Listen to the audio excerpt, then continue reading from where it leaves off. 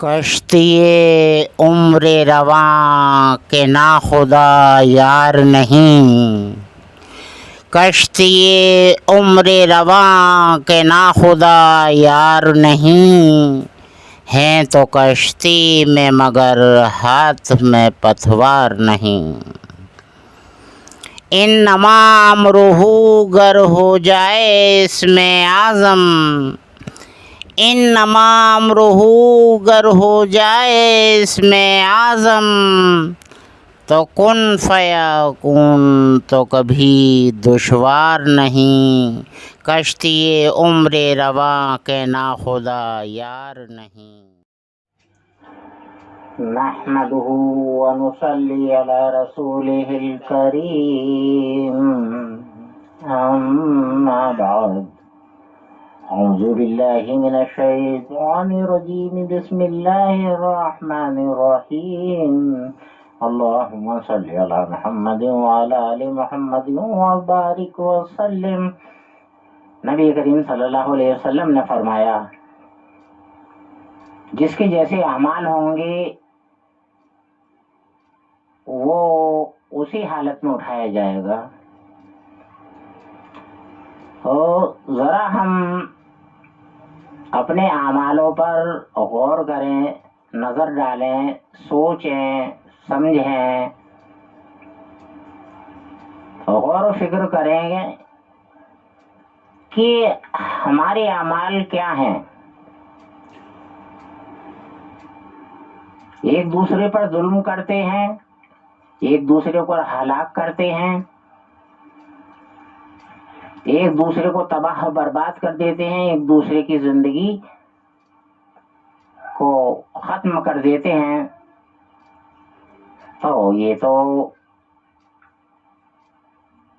ایک بڑی مچھلی چھوٹی مچھلی کو کھا جاتی ہے، اسی طریقے سے کمزور کو، جسمانی اعتبار سے کمزور ہو یا بل کے اعتبار سے کمزور ہو یا پیسے کے اعتبار سے کمزور ہو، لہذا یہ ہے کہ اس کو جو پاوردار ہے، پیسے والا ہے، طاقت والا ہے، بلدار ہے، وہ اس کو کھا جاتا ہے۔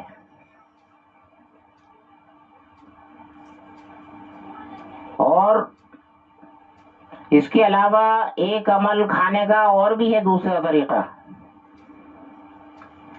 کہ حضور صلی اللہ علیہ وسلم نے فرمایا کہ غیبت اور بہتان سے دور رہو، دو منہ کے گھوڑے سے بچو۔ دو منہ کے گھوڑے سے مراد یہ ہے کہ اس کے منہ پہ اس کی سی کہنی، اس کے منہ پہ اس کی سی کہنی۔ بہتان یعنی وہ الزام ہے جو اس نے کیا ہی نہیں، جس کے بارے میں کہا جا رہا ہے۔ غیبت پیٹھ پیچھے برائی کرنا۔ تو اگر دیکھیے گا حضور صلی اللہ علیہ وسلم کے پاس میں ایک صحابی نے بتلایا کہ دو عورتوں کو میں نے دیکھا ہے کہ روزے کی حالت میں تھیں اور غیبت دونوں مل کر بیٹھ کر رہی تھیں اور ان کی موت ہو گئی۔ تو نبی کریم صلی اللہ علیہ وسلم نے فرمایا کہ جو غیبت کرتا ہے وہ ایسا سمجھ لو اپنے مردہ بھائی کا گوشت کھاتا ہے۔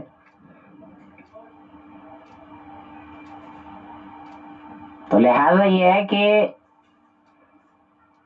ان کی موت ہونے کے بعد میں بھی ان کی زبردستی کوشش یہ کی گئی کہ ان کے اندر سے کچھ نکل کر آئے، یعنی جیسے الٹی میں نکل کر آتا ہے۔ تو لہذا یہ ہے کہ گوشت کی بوٹیاں نکل کر آ رہی تھیں اندر سے، یعنی یہ مشاہدہ کرا دیا،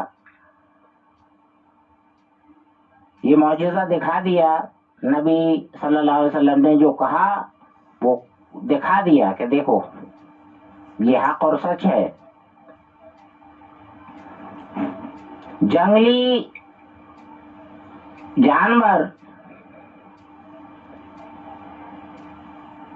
ان سے بھی خصلتیں بدتر ہو چکی ہیں۔ ہم کہتے ہیں کہ ایمان والے ہیں،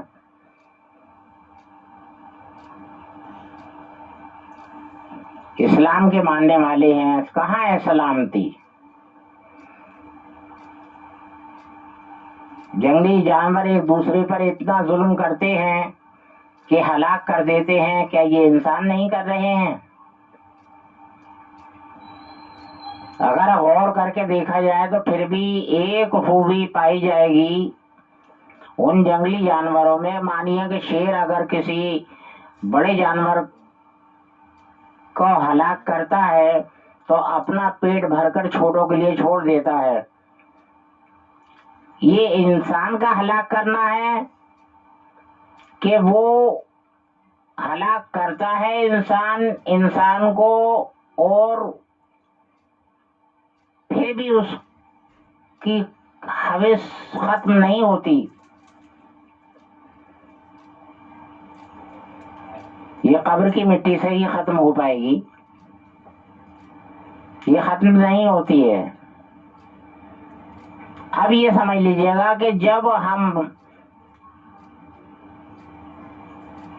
غور کرتے ہیں، یہ دیکھتے ہیں کہ جنگلی جانور ایک دوسرے کو چین سے رہنے نہیں دیتے، چین سے جینے نہیں دیتے، اسی طریقے سے انسانوں میں ہے کہ ایک دوسرے پر حملہ ور ہوتے ہیں، ایک دوسرے کو ستاتے ہیں، تو لہذا یہ ہے کہ ایک دوسرے کو ہلاک کرتے ہیں کہ ہماری یہ خصلتیں ان جنگلی جانوروں سے بھی بدتر ہو چکی ہیں، وہ پھر بھی چھوٹوں کے لیے چھوڑ دیتے ہیں، ان سے بھی بدتر ہو چکی ہیں۔ تو لہذا یہ ہے کہ ہم اس صورت میں اگر روز محشر اٹھائے جائیں گے جو جنگلی جانوروں سے بھی بدتر ہماری صورت ہوگی، تو بولو حضور صلی اللہ علیہ وسلم کیسے کہہ دیں گے کہ یہ میرا امتی ہے؟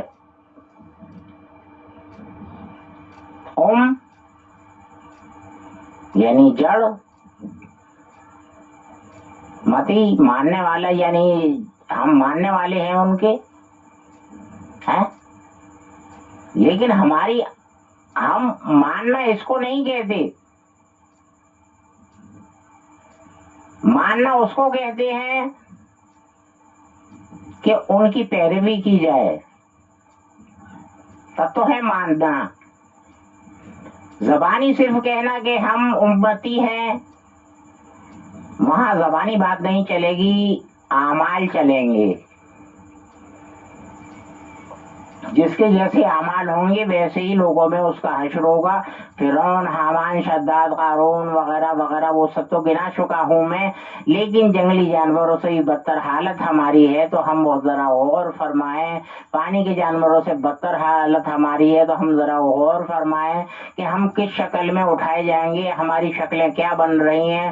دیکھیے گا یہ جو شکل ہماری پہلے کے امتیوں کو دیکھیے گا کہ ان کے اعمال پر ان کی شکلیں ان کے گھروں پر دروازے پر لکھ دیا جاتا تھا، فرشتے آن کر لکھ دیا کرتے تھے، اور ان کی شکلوں میں فرق آ جایا کرتا تھا۔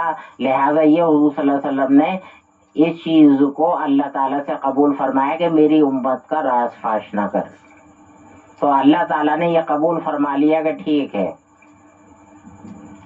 اب اس کا مطلب یہ نہیں ہے کہ رحمت للعالمین کا اگر ہمارے اوپر یہ دعا ہے کہ راز فاش نہ ہو، تو اندرونی حالت، ہمدردی حالت میں تبدیلی آ رہی ہے ہمارے اعمال کی بنا پر، اور وہاں ہمدردی اعمال ہی روح تو علین سے جین جس کی مالک ہے، قبر میں بھی ہمدرد کا ہی اعمال اس حساب ہونا ہے، اور روز محشر۔ تو ہم ذرا غور فرمائیں کہ جب ہم ایسی حالت میں آپ کے پاس پہنچیں گے جو انسانی شکل ہے ہی نہیں، تو آپ کیسے کہہ دیں گے کہ یہ میرا امتی ہے، اس کو رب کریم بخش دے۔ ہم اپنے اعمال سنبھالیں تبھی تو کہہ پائیں گے، جیسا بڑے پیر دستگیر رحمت اللہ علیہ نے فرمایا کہ جو میرا مرید ہوگا، یہ بات نہیں کہ جو مجھ سے مرید ہوگا، جو میرا مرید ہوگا، یعنی تا دنیا، جب تک دنیا ہے تب تک میرا جو ماننے والا ہوگا، میری جو پیروی، خالی یہ ماننا کہ وہ میں ایسا وہ قادری سلسلے سے نہیں نہیں نہیں نہیں، جب تک کہ آپ کی پیروی نہیں کرے گا،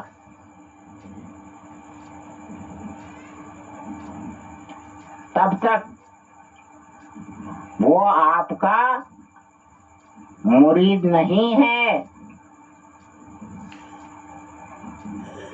لہذا جو آپ کا مرید ہوگا، آپ نے فرمایا کہ اس کو میں جنت جہنم میں نہیں جانے دوں گا، جنت میں لے کر جاؤں گا۔ حضور صلی اللہ علیہ وسلم نے بھی یہ فرمایا اپنی امت کے لیے، لیکن شکل انسانی میں تو ہم پہنچے۔ مین پوائنٹ بات یہی ہے کہ ہم ہمارے اعمال وہ ہو کہ صرف ہم انسانی شکل میں آخر الزمان اللہ کے محبوب کے سامنے پہنچ جائیں، تب بھی ہمارا گنجائش ہے کہ بیڑا پار ہو سکتا ہے۔ انسانی شکل میں تو پہنچے، ہماری شکلیں تو جانوروں، جنگلی جانوروں سے بھی بدتر، سمندری جانوروں سے بھی بدتر، یعنی بس زبان قاصر ہے، کہہ نہیں سکتی کہ ایسے ایسے ان سے بھی بے شمار بڑھ چڑھ کر اعمال، زنا خوری، اقلام بازی اور جانے کیا کیا، مطلب بے شمار بے حساب ایسے اعمال ہیں جو ان جانوروں میں بھی نہیں ملیں گے، فرعون حامان شداد میں بھی نہیں ملیں گے۔ اور کہتے ہیں ہم امتی ہیں، امتی ہیں، امتی ہیں۔ کہاں ہے امتی؟